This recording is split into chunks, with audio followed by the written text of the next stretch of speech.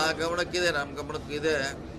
ಅದು ಯಾವುದೇ ಅನುಮತಿ ಇಲ್ಲದೆ ಅವ್ರು ಟ್ರಾನ್ಸಾಕ್ಷನ್ ಮಾಡಿದಾರಂತ ಇದೆ. ಅದು ಮತ್ತು ಮೋರ್ ದೆನ್ 5 crore ಇದ್ರೆ ನ್ಯಾಚುರಲ್ ಆಗಿ ಅದು CIDಗೆ ವರ್ಗಾವಣೆ ಆಗಿದೆ 5 crores.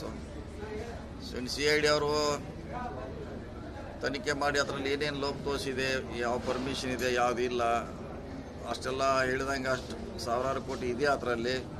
ಇದೆಲ್ಲ ತನಿಖೆ ಮಾಡಲಿಕ್ಕೆ ಒಂದೇ ದಿವಸದಲ್ಲಿ ಆಗೋಲ್ಲ. ಸೊ ತನಿಖೆ ಮಾಡಿ ಮುಂದಿನ ಸ್ಟೆಪ್ ತಗೋತಾರೆ.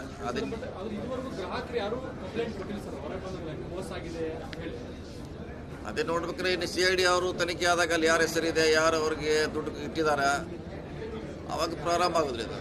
ಅಲ್ಲ ಇದ್ದೇ ಇದೆ ಅಂತ ಭಾಳಷ್ಟು ಇದೆ. ಮೋಸ ಮಾಡಲಿಕ್ಕೆ 1 ತಿಂಗಳಲ್ಲಿ ಡಬಲ್ ಕೊಡ್ತೀವಿ, ವರ್ಷದಲ್ಲಿ ಡಬಲ್ ಕೊಡ್ತೀವಿ ಅನ್ನೋ ಮಂದಿ ಇದ್ದಾರೆ ಅಂತ ಗೊತ್ತಾದ ತಕ್ಷಣ ಪೊಲೀಸರಿಗೆ ಗಮನಕ್ಕೆ ತರಬೇಕು. ಸರ್, ಇದೊಂದು ರಾಜಕೀಯ ಪ್ರೇರಿತ ಅನ್ನುವಂಥದ್ದನ್ನು ಕೂಡ ಕೆಲವೊಂದಿಷ್ಟು ಮಾತುಗಳು ಕೇಳಿ ಬರ್ತಾ ಇದ್ದಾರೆ. ಇಂಥ ಪ್ರಕರಣದಲ್ಲಿ ರಾಜಕೀಯ ಯಾರು ಮಾಡ್ತಾರೆ? ಯಾರು ಮಾಡೋರು? ರಾಜಕೀಯ ಮಾಡೋರು ಅದಕ್ಕೆ ಹೇಳಿಲ್ಲ. ಹೇಳೋರಂತೆ ಅವ್ರು ಹೇಳೋರು, ಅವ್ರಿಗೆ ನೋ ಲಿಮಿಟ್. ಬೆಳಗಾವಿಯಲ್ಲಿ ಏನಾದರೂ ಕೂಡ ಅದಕ್ಕೊಂದು ರಾಜಕೀಯ ಅಂತ ಹೇಳಿಬಿಡ್ತಾರೆ.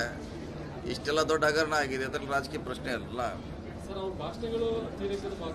10 ದಿನ ಇದಾಯ್ತು. ಅದು ಅವ್ನು ಮಾಡುವಂಥ ಭಾಷೆನ ರಾಜಕೀಯ ವ್ಯಕ್ತಿಗಳಿಗೆ ಥ್ರೆಟ್ ಕೊಡುವಂಥ ಮಾತಾಡೋದು ಅಂದರೆ ಇದು ಉದ್ಭವ ಆಯಿತು. ಆವಾಗ ಅದು ಒಂದು ನೋಡ್ಲಿಕ್ಕೆ ಹೋಗಿ 2 ಸಿಕ್ತು, 2 ಹೋಗಿ 3 ಸಿಕ್ತು, ಹಂಗಾಯ್ತು ಅದಷ್ಟೇ. If this resonated with you, follow News Trail for similar content.